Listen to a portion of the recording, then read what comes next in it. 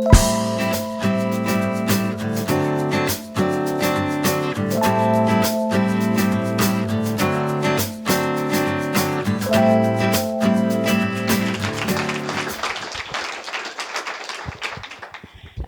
I don't need a clicker.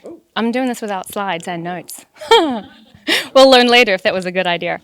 Thank you very much. I am Natalie, and I want to share a story with you guys tonight. And that is my story. Well, a small part of my story. About 7 years ago, I was walking along Waterloo Bridge in London on my way to work, as I did most mornings. And I had this voice in my head ask me, when you're 60, will you regret living your life, your lifestyle, your career, traveling the world? And I thought, maybe not. And then the voice asked me, when you're 60, will you regret having your son or your daughter? And I instantly replied, no. I would never regret having my son or my daughter.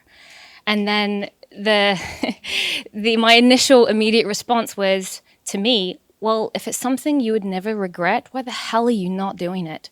You see, at this point, I was 36. I'd been living in London and working there for about 8 years.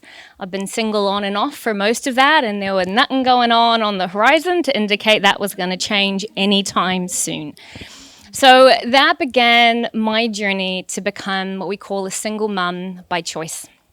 Fast forward 2 years, and I'm on a plane heading back to New Zealand, 7 months pregnant, having wrapped up my career and life in London and going home to raise my daughter with my family.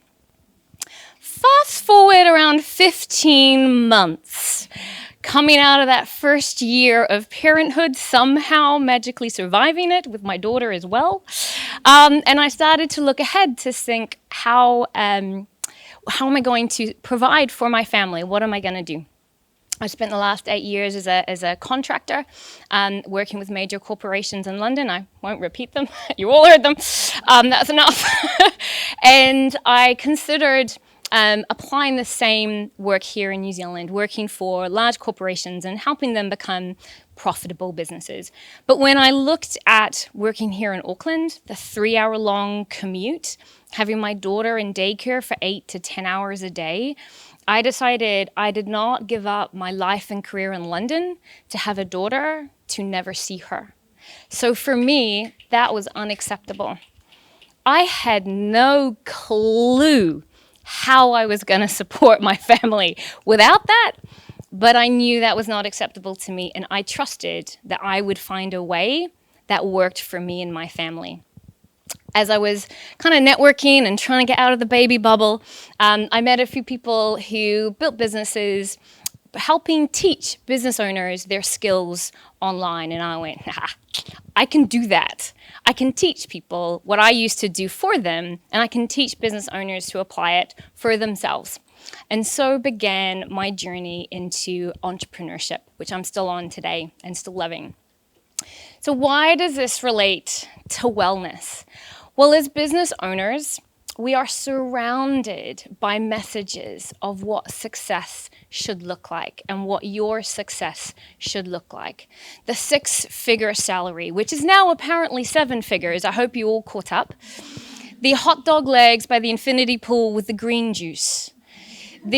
All the things it takes in order to make that success a reality. The working the late nights, the working the weekends, the sacrificing time with your family, sacrificing time with your friends, sacrificing your mental health, time with yourself, and actually having to work every hour and working your ass off for years to be successful enough, to work hard enough, for long enough, though eventually you can be successful enough to have the lifestyle you went into your own business to have in the first place.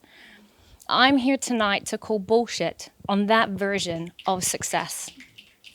Because the truth is, the only version of success that matters is yours. And this is particularly true for women in business, or anyone who's the primary caregiver.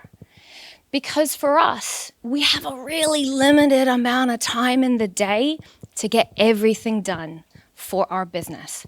For most of us, that's school hours, daycare hours, or nap times. And also, our businesses can't be our number one priority. Our families are.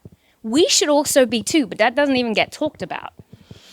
So for us, we need to define a new version of success, because those limitations do not mean we can't have successful and profitable businesses.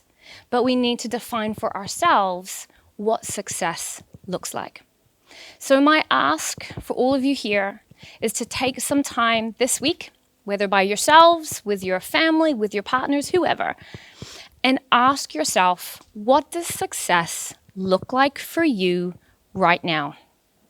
Now, what success looks like for you right now in 2020, the year that's kicking all our asses, is going to look completely different to what success looks like in a couple of years' time. That's fine. That's normal. That's healthy. What's important is you ask yourself what success looks like so you can take the steps you need to make that version happen. Because if there's only one message I want you to walk away with today, it's that the only version of success that matters is yours, because you are worth it. Thank you very much.